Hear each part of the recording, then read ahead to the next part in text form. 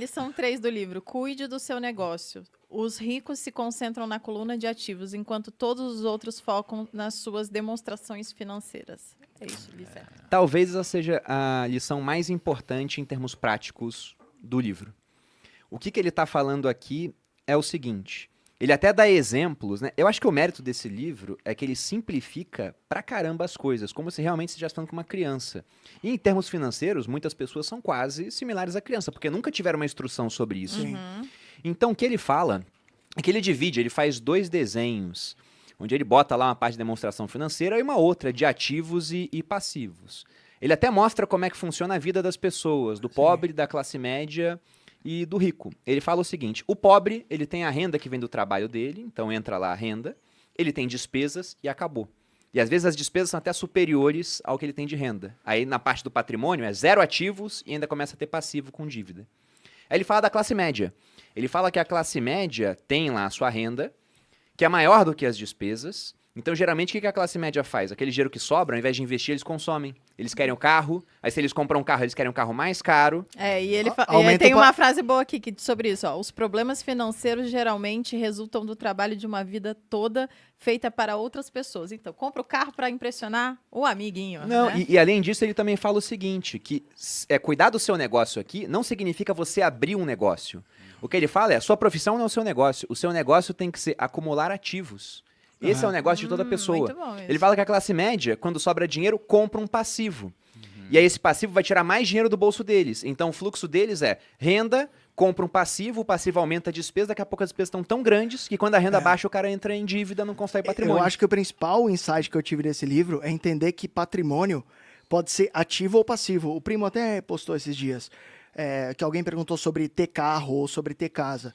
É o mesmo item, né? É o mesmo patrimônio, porque estão sobre, tá sob sua jurisdição, digamos assim, mas você pode usar o carro para trabalhar ou não, ou só para curtir, você pode usar o imóvel para alugar ou para usar. Então, o principal ensinamento que eu tive com esse livro, quando eu era bem novo, foi entender que patrimônio ele pode ser ativo ou passivo, né? Não, e tem uma coisa muito interessante disso também. Porque se você pegar a definição contábil, né, é muito mais complicado. Pô, você tem lá ativos intangíveis, tangíveis, aí você tem que o negócio é passivo, circulante. É um monte de definição complicada. Quando eles perguntaram pro pai rico qual era o jogo dos ricos, ele falou, ricos compram ativos, pobres de classe média compram passivos. Achando que são ativos. Achando que são ativos. O que é um ativo? Ele falou, ativo é o que bota dinheiro no seu bolso, passivo é o que tira. Ele falou, é isso. E as crianças falaram pra ele, falou, caramba, é só isso? Por que as pessoas não fazem isso? Ele falou, porque elas confundem as coisas. E o rico é o quê? Ele nem bota mais fluxo de trabalho, ele bota só, tem um monte de ativo, até tem passivo, mas tem um monte de ativos, os ativos geram renda e com essa renda você paga as despesas. Ele fala que é isso. Mas tem uma sacada, talvez até mais complexa, que é o seguinte, às vezes a diferença entre um passivo e um ativo é só o seu conhecimento.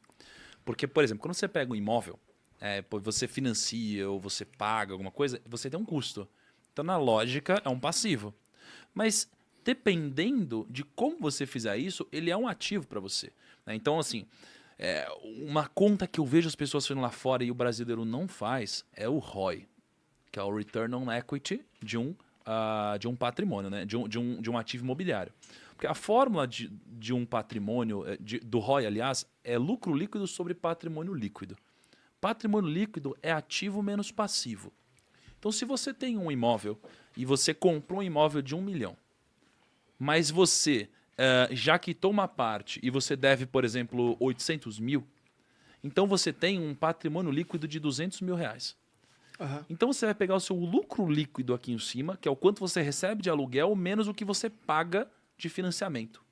Esse valor, muitas vezes, vai te dar um ROI que você não encontra em nenhum outro investimento. Sim. Até o momento em que o seu patrimônio líquido começa a ficar muito grande, o seu ROI diminui, e aí o que você tem que fazer para manter um ROI alto?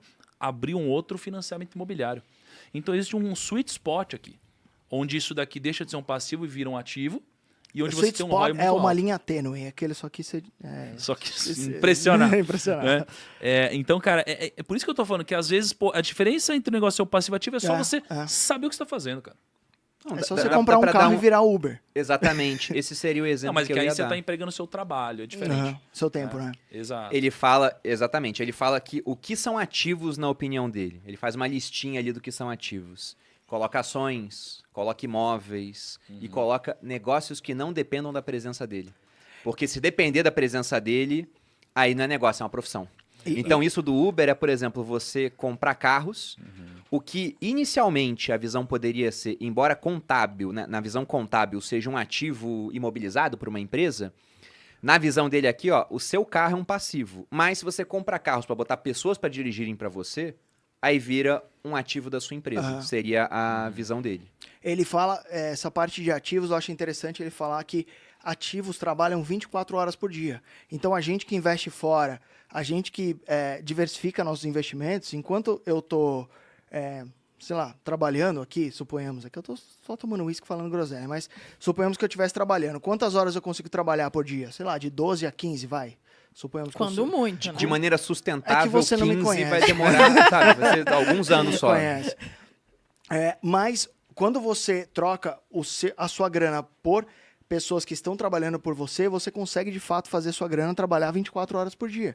Porque o primo, por exemplo, investe em BDRs. Eu investo em BDR pra cacete, já cheguei meio a meio em Caraca. BDR. Então, tem gente que prefere investir lá fora, tipo o Perini, compra estoques. Então, perceba que enquanto você está dormindo, as pessoas estão trabalhando para você. Isso é maravilhoso, né? É verdade. É verdade. Eu acho que talvez se eu fosse atualizar o conceito do livro, seria... Nossa, tá usado ele, né? Tô ousado, né? Seria você buscar ativos convexos. Eu só adicionaria Sim. isso. É a única coisa que eu adicionaria.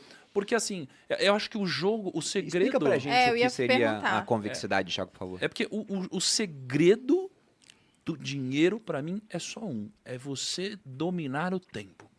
Né? E quando você entende que o tempo ele é a chave, quando você entende que o tempo ele é uma medida, uma métrica talvez até melhor do que o dinheiro, né? Uma vez que, por mais que a gente tenha mudado ao longo da nossa história várias métricas, né, de se mensurar a riqueza, já foi soja, já foi sal, já foi sei lá o quê, o tempo sempre foi uma métrica que até hoje continua e ele é tão escasso como nunca. Né? Mas a gente tem um limite, a gente tem 24 horas por dia, então isso é um grande problema. Por isso que eu não acho que a gente tem que buscar só ativos, temos que buscar ativos que eles possam romper a barreira do tempo. Ou seja, que eles possam trabalhar mais do que 24 horas por dia para a gente. E a gente só encontra isso em ativos convexos. Né? Então, por exemplo, se eu vou num primeiro encontro... Danado.